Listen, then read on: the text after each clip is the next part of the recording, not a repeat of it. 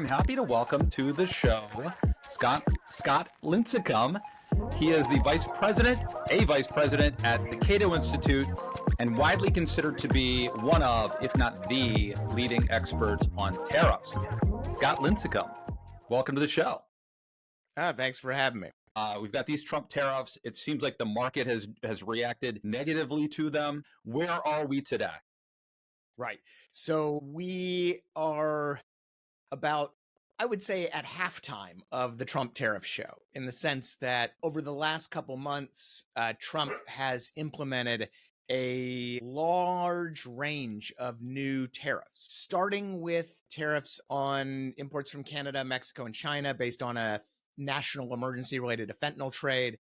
Then moving on to steel and aluminum, expanding his 2018 tariffs, then imposing tariffs on automobiles, reigniting an investigation he did years ago, so that now you have tariffs on automobiles and auto parts.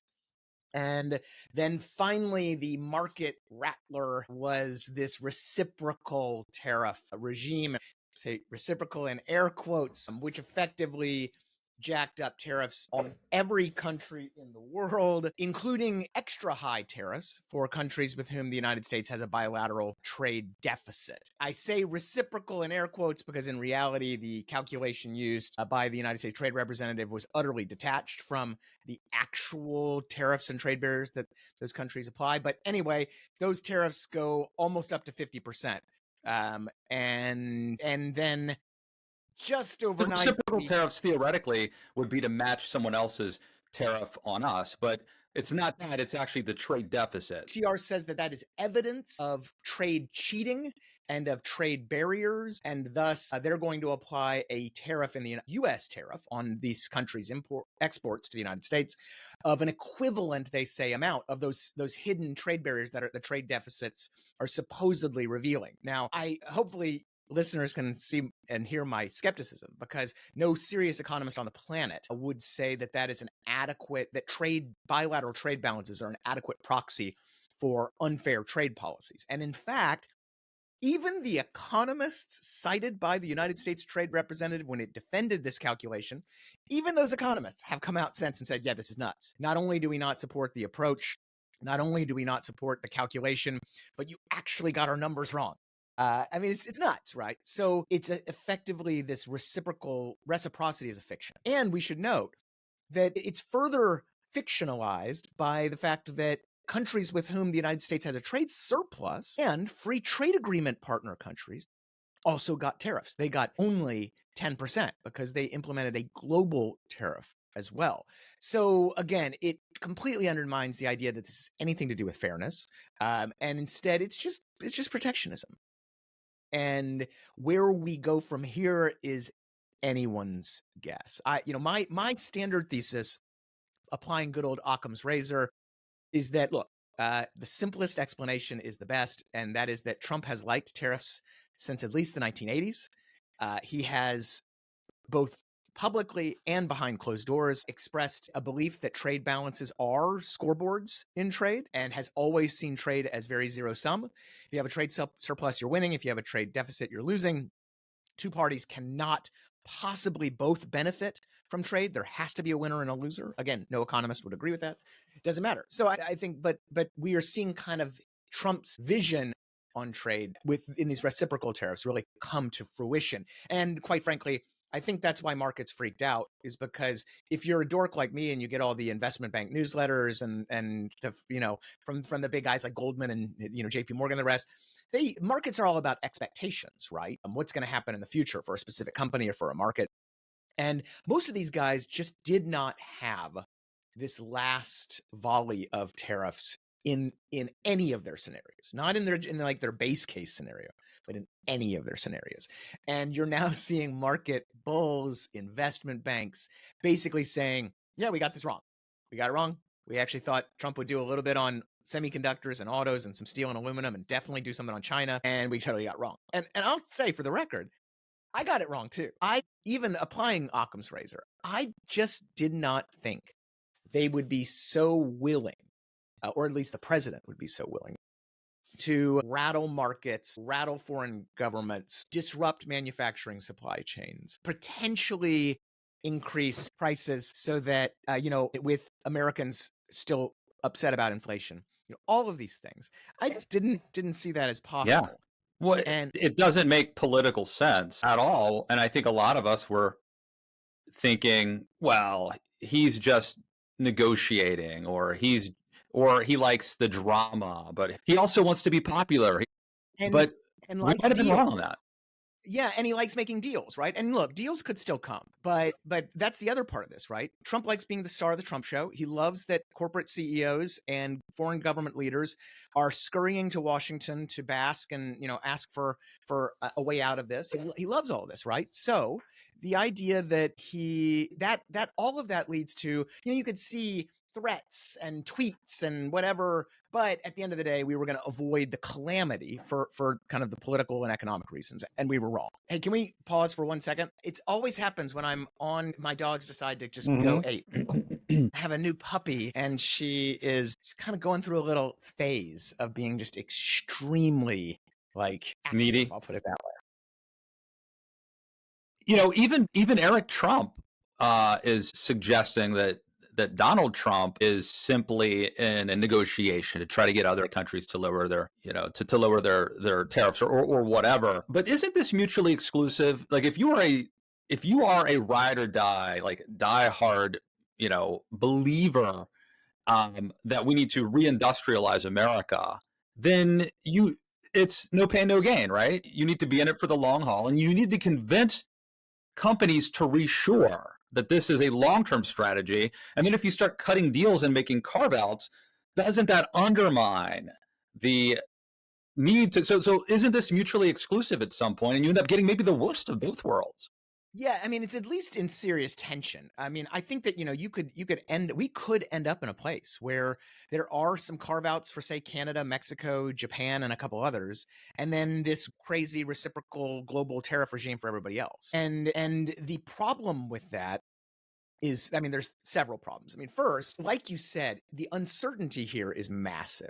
The president just has a little tariff switch in the Oval Office, affecting trillions of dollars in imports alone, not to mention exports and investment. And that's just a terrible investment environment, right? When you just don't know what's coming. And because of that, maybe there's now a pending lawsuit on this, because it's just going to kind of freeze up investment. That pushes against kind of the narrative that this is going to be great for investment, regardless of what these deals and tariffs produce. But the other problem is, like you said, there is a lot of internal contradictions in all of the Trump team's justifications for these tariffs, right? Because if the tariffs are raising lots of revenue, because that's what they say too, right? We need the revenue for the tax cuts.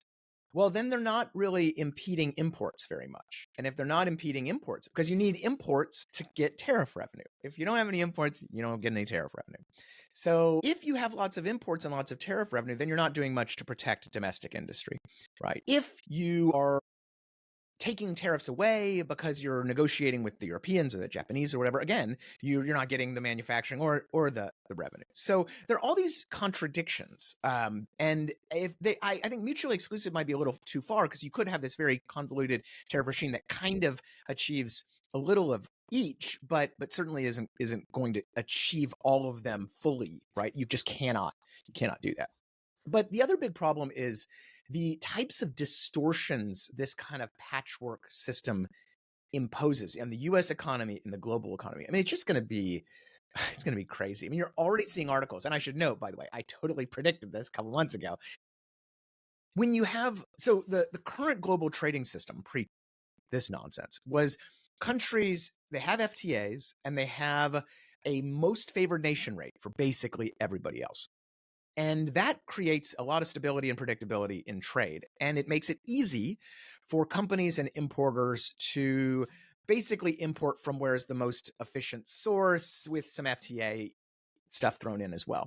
All of a sudden, with wildly varying tariff rates in each country, multinational corporations are going to game the system. They're going to find ways to reroute supply chains and do all sorts of crazy things to get the lowest tariff exposure they can get. But that's not actually what's efficient. It's certainly, and it's going to require tons of paperwork and customs enforcement to make sure they're actually, these things are actually made in wherever it's the lowest tariff place now. And that's all just net economic loss, right? It's just you're just setting money on fire. There are also going to be new lobbying for exclusions. There's going to be all this stuff, right? And we already have seen this, Trump 1.0 tariffs saw this lobbying boom, hundreds of thousands of requests for exclusions, a request for new tariffs as well. Because when you put tariffs on steel, then the guys that use steel are suddenly uncompetitive, so they want their own tariffs, right? So all of this stuff, this complexity,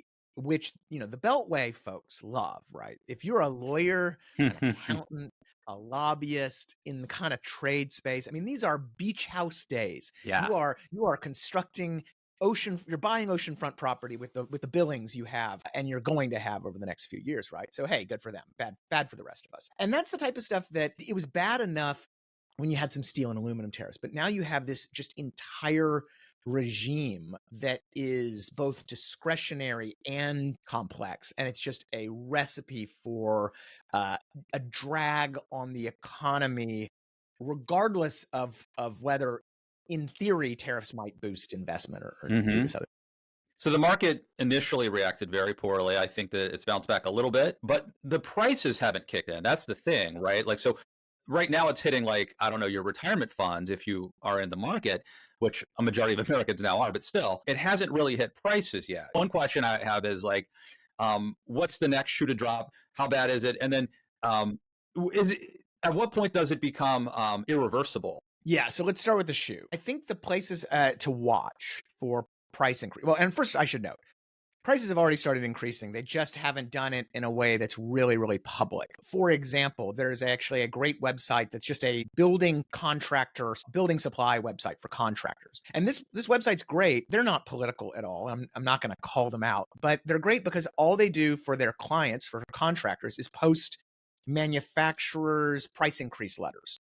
So you can go, as we've done at Cato, and you can actually click through these price increase letters. And these letters are starting to say price increase, and it's because of tariffs. They're naming tariffs in these letters. So the price increases have begun. The issue is, when do they kind of penetrate the public consciousness? And I think that depends on some factors. First is what are the products themselves? So for things that are highly perishable, that can't be stockpiled in warehouses like automakers did with auto parts for the last several months, because there's been this huge spike in imports since basically November, with companies getting ahead of this, basically renting out warehouse space, putting parts in their closets and bathtubs, right? So, but for perishable goods that can't be stored over the long term, for certain pharmaceuticals that can't be stored long term, that's where you're going to see maybe the most immediate price pressures. And then you think about, well, are there available US alternatives and manufacturers or producers that have spare capacity? Again, I think groceries, produce is a great area to watch, because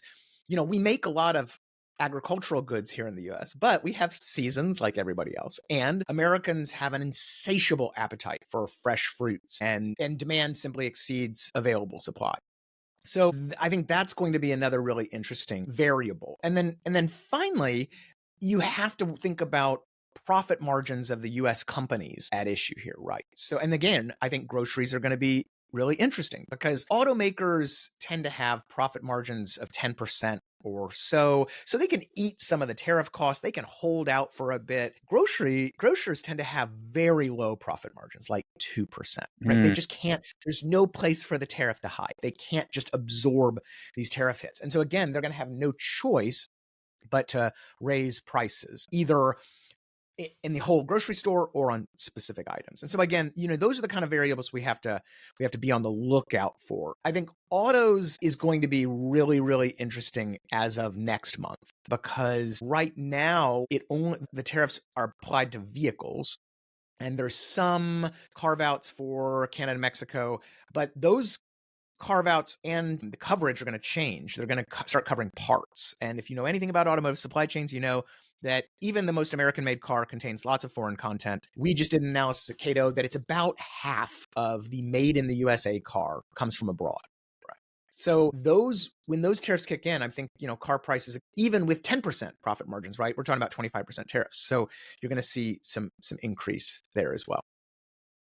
So you were talking about the folks who came up with this equation that led to Donald Trump's tariff regime.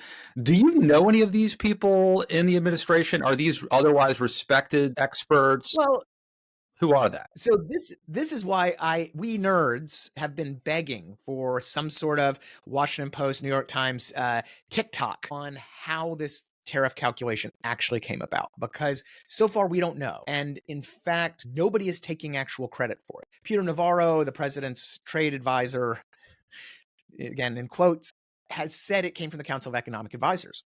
But yesterday, Council of Economic Advisors, the head of the CEA, Stephen Marin, he gave this big speech and definitely did not take credit for that formula. USTR posted it on its website unsigned. And so nobody knows. And USTR is United States Trade Representative, excuse me. And so there has been no accountability or nobody taking credit or blame for this formula. And the online sleuths have done, it's really great. One of the great things about social media is it's the hive mind in real time. So the hive mind started asking ChatGPT and all the other AI bots out there, if I thought tariffs were good and I didn't like trade deficits, how would you create a formula? And it generated, the bots yes. all generated the exact same formula, right? So there's this conspiracy theory, right, that the Trump administration literally used ChatGPT. We don't know, but this is, again, I think all of it would, for us nerds, this would be high drama to actually get a behind the scenes look, because when the tariff rates were first announced, when Trump first held up that poster board and in the Rose Garden, everybody was confused, but it only took folks a few minutes to reverse engineer the tariffs. And then USTR published this justification and this calculation. And then the White House started attacking people for saying that it was a bogus calculation. So the behind the scenes drama surrounding just this tariff calculation, I think, personally, I think it would make for some great reading. And it still hasn't come out. But in general, just to the more important point, soap operas aside, is that it's utterly disconnected from economic reality. And this is important for two reasons. First is, look, these are taxes, and they are taxes imposed unilaterally by the executive branch with nobody in Congress having a say, no public input. There wasn't notice and comment. There was nothing. And these taxes were just imposed, boom. And as we know from tariffs, the vast majority of a tariff cost is paid by Americans, companies, and consumers. And we also pay higher prices for American-made stuff too. So these are big tax increases, in some cases, 20, 30%, and they're being imposed almost overnight. The 10% tariffs went into effect last weekend. The reciprocals go into effect on Wednesday, the 9th. So that's tomorrow, as we're recording. So we deserve to know how the heck this came about. But the other thing is, the whole idea that we're demanding trade fairness from foreign governments is just immediately undermined, right? If you're a foreign government, let's say you're a high tariff regime, a known kind of bad actor in trade like India, right? Well, the Indians now look at this and they go, this was actually a bogus deal, man. You called us cheaters and plunderers and rapists is what the president used. And then you throw out this number that we all know is absolute garbage. And so it undermines the negotiating dynamic, right? And quite frankly, you got to hand it to foreign government leaders right now, because I'd be utterly apoplectic. I mean, I'd be out there on the campaign, the stump, just basically doing my best Castro routine on the speeches and the hand waving, right? And they've been pretty measured, even though this entire thing and all of these accusations are nonsense and offensive. I assume this could lead to real escalation in a trade war, because Trump has now unfairly charged tariffs on people. So they may, in fact, they may impose reciprocal tariffs to be fair, to match America's. And then what does Trump do? Trump is not going to take that, is he? Right? He's going to raise tariffs more on them, I assume. And this is, I think, one reason why markets are so jittery, is that foreign government officials tend to know that their retaliation is going to hurt their own economy too, right? They know that a tariff on American soybeans or whiskey or whatever is going to hurt their consumers of soybeans and whiskey. So, but there are political reasons to retaliate, right? You can't appear weak in the face of this type of accusation and these attacks. You have exporters that, of course, are going to be complaining about lost market access. And as a strategic matter, you want to respond forcefully to try to discourage additional bad behavior, right? It's kind of game theory stuff. So there's all these reasons why foreign governments, even kind of free trading foreign governments, might have this incentive to retaliate. And then, of course, let's face it, protectionism is politically seductive as it is. So it can give foreign governments an excuse to protect industries that may have not been so protected. So in general, retaliation is a huge risk. And governments, look, if you look at the history, governments don't always retaliate, but the biggest ones tend to retaliate. So we're kind of waiting for, other than China, so far, governments have been pretty chill, to their great credit, honestly. Canada has announced some stuff, but a lot of other governments have kind of just said, we're gonna see how this all shakes out. But like you said, there's kind of this point of no return where if these negotiations continue to be fruitless. And by the way, the negotiations have been going on for months. And if you're like me and you read the foreign press to get great intel on US politics, which by the way, that's how you do it in trade. Read the Financial Times and The Economist and Nikkei and all those. Read foreign press because they give you the details that the foreign diplomats are leaking. And it gives you a lot of details. So the foreign diplomats are all going to like the Financial Times and saying, we don't know what they want.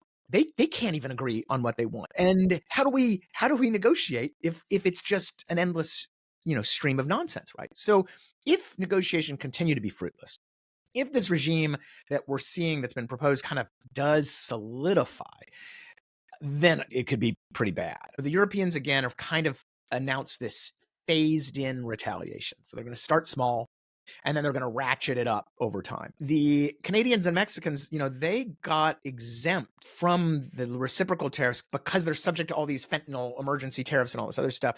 So that's another kind of, we're waiting for that shoe to drop. If they just say, screw this also, then, again, you could see things ratchet up even more. Other governments like the Japanese and the Koreans, they don't retaliate. They're not nearly as forceful and vocal about this stuff. But still, that's kind of, when you asked earlier, where does this all go? How does this end? I think there's a couple scenarios. The optimistic one is Trump starts to see the poll numbers. He sees the markets. And these governments are giving him an off-ramp because the justifications for these tariffs are so malleable and so subjective. He can declare victory at any time. And the only thing that will do is make my life miserable on Twitter as people gloat that they got some sort of nonsense deal, right? In general, it would be bad for me. It'd be good for the world. He can take that off ramp and things will settle down. The alternative, of course, is that there is no off ramp to be taken, that Trump really is just a true believer trying to rewire the US economy, and the Congress and the courts stand down. And then I think that's bigger trouble. Yeah, I'll ask you two more questions. A, are we talking Great Depression, catastrophic? And then B, from a selfish standpoint, maybe not even selfish. I feel like people don't learn a lesson unless there's pain. And, we did learn, the Smoot-Hawley tariffs taught us a lesson that lasted for, 70, 80 years? I'm not sure. I'm not great at math, obviously. But at a certain point, people forget the lessons of history and they have to, sadly, are doomed to repeat them. So maybe we, like, if Trump pulls back and everything goes back to normal, we haven't really learned the lesson about touching the hot stove. Isn't there something to be learned about at least a little pain so we don't go through this again 5 years from now? Yeah, so let's start on the depression point. The direct economic effects of high tariffs are really not sufficient to plummet the US economy off a cliff. Contrary to popular conventional wisdom, the United States is not a very trade-dependent economy. You hear all the time, we're globalizations, all this stuff. It's nonsense. Actually, the United States, as trade as a share of our GDP, is one of the lowest in the world, because we're a huge economy with a diverse geography, a very booming manufacturing sector, contrary, again, to popular belief. And we also we're generally a services economy, right? And we have these world-class services industries, whether it's tech or finance or whatever. In general, direct harms of cutting off most or a lot of trade should not be sufficient to just, again, Great Depression stuff, right? But the big but are all the unknowns and all the indirect effects, right? Because trade isn't just about lunks of steel arriving on container ships. It is the jobs at the ports and in transport. It is finance, credit and banks, and services that are dependent on imports. I'll give you a random example. Apple employs a lot of Americans. Apple generally imports almost everything that Apple sells. So if you reduce smartphone sales dramatically because the price has gone up, right? Then you have fewer jobs in all of the services that support, create, sell those smartphones, right? So these indirect effects, along with the uncertainty, along with the retaliation, along with the panic, as we've seen in the last few days, that's where I think things get more concerning. The other thing, of course, is what are the US government's responses to the inevitable economic effects of this, right? So if prices go up, does Trump try price controls? Yikes, right? If governments retaliate, does Trump do other stuff to retaliate?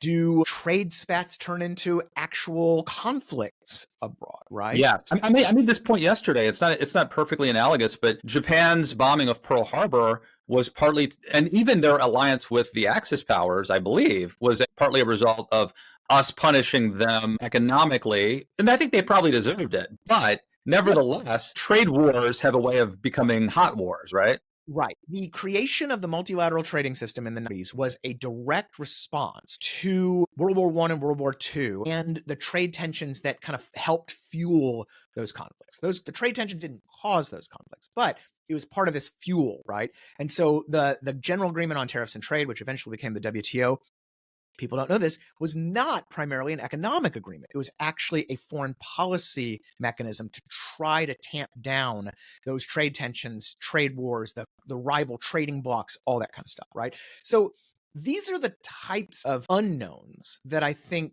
give me concern, particularly when we talk about Trump administration responses. So another example is that tariffs tend to raise the value of your currency, so making the dollar stronger. Does the Trump administration try to forcibly weaken the dollar? Do they go after other countries for being currency manipulators? I mean, these are the types of things that I don't know the answer. Let me ask you a question along those lines. There's a theory, there's a bunch of theories because Trump is incoherent, and frankly, there may be multiple choose your own adventure reasons for all this. But there is a theory, as far as I can understand it, it goes something like this: Trump is intentionally tanking the economy so that interest rates are lowered, so that he can then negotiate a better deal on paying back our debt. Something to do with that. Is that absurd, or could that be like 3D chess? Well, so again, I'm gonna stick with Occam's razor and say the simplest explanation is the correct one, and that this is really just Trump likes tariffs. He thinks trade deficits are scorecards, right? But I should note that some very smart economists have also looked at some of the theoretical justifications for this idea, and they've thrown a lot of cold water on them. They've said, yeah, that's not going to work. Governments, the other big thing is that that theory relies on governments having really hoarded a lot of US government debt over the last, foreign governments buying dollars to kind of suppress, and they're not actually doing that. There was a great paper a couple of days ago on this that said governments haven't been doing that for like more than a decade. So there are both empirical and theoretical holes in that argument, even if you want to ignore Trump's longstanding views on trade and trade deficits. And importantly, all of the reporting. I mean, we have reporting from 2017 through 2020. We have reporting over the last few weeks. We have entire books written on this. Bob Woodward's book has this whole section about how Trump scribbled trade is bad on a speech he was writing. Pat Toomey has said this repeatedly. He said, I've never had a conversation with Trump that it's anything 3D chess oriented. It's just tariffs good, trade deficits bad. So yeah, I love how upfront he is. I don't know if you saw this the other day. He was talking about those State Department officials he fired thanks to Laura Loomer. And he actually literally said, like, some of these people, we don't like them. It was like that simple, right? It was like, they're mean to us. We don't like them. So we fired them. Favorite Milton Friedman quote of all time is that the greatest human capacity we have is not to reason, but to rationalize. And I just love it because it explains so much of politics and the rationalization of the Trump tariffs, right? Because look, everybody deep down is a team sports person. We have these kind of, we're hardwired in certain ways to try to find rational reasons for things that are, in our view, irrational.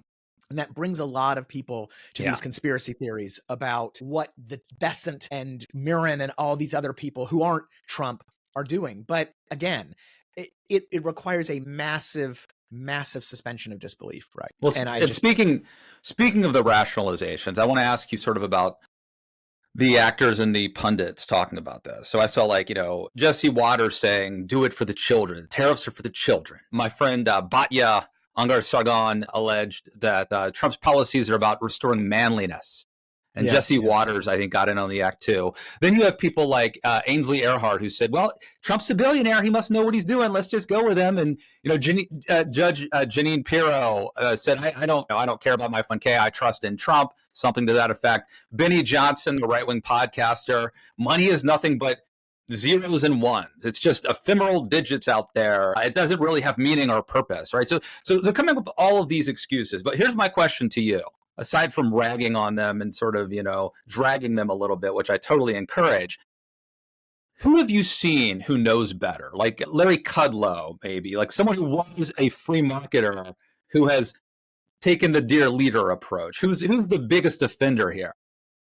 I mean, it's hard to find somebody who's beyond Kudlow. I mean, Kudlow Larry is a champion supply sider. He has been a free market, free trade guy since before I was born. He has spoken at Cato many a time back in the day.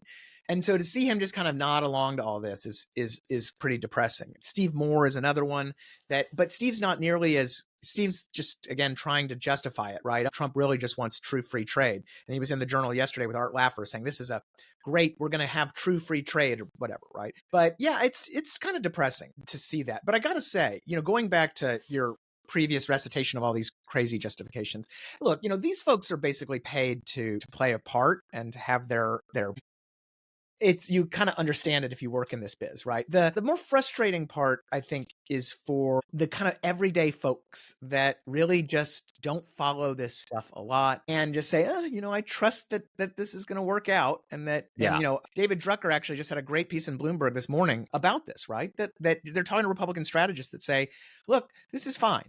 The voters are just going to give him an endless runway, not endless, but a long runway, right? And I think, honestly, that's the one that is harder to take, right? Because that's just, you sometimes feel like you're just screaming into the void, right? I mean, what's amazing is that, I'm trying to think, if Obama wears a tan suit, that he's crossed the line, but Trump could tank the economy. I mean, I can't imagine the long leash. Any other politician. I mean, what is I don't have to be, what was it Biden said? I don't have to be the almighty, I forget what the turn of phrase was, but literally you have to be perfect if you're running against Trump. You have to run a flawless, perfect campaign. I mean, Kamala Harris's campaign was probably sunk by something she said on The View.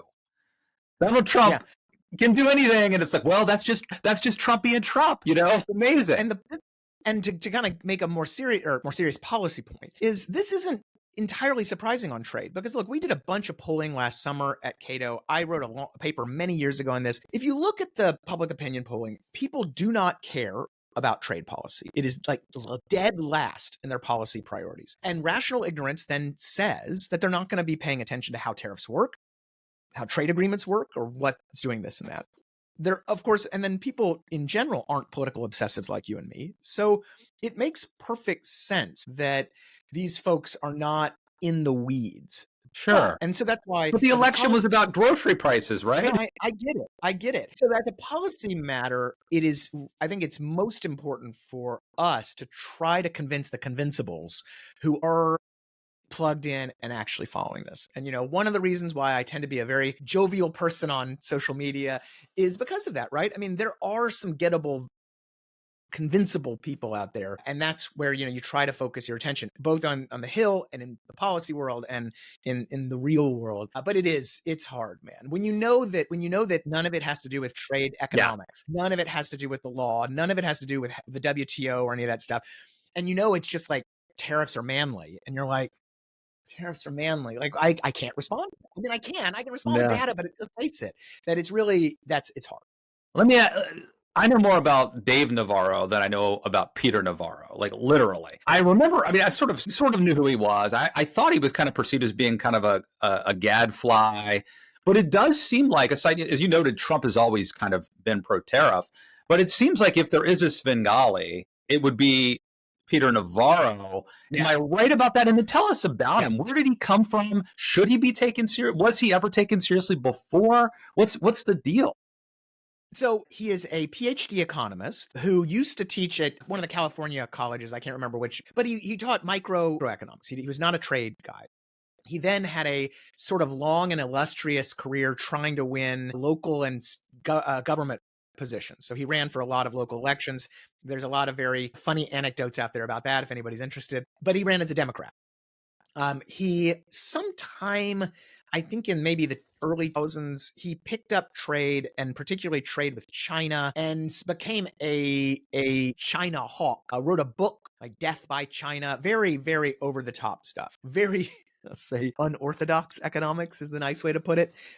Fast and loose with the data, and generally was not really widely well regarded among the policy folks.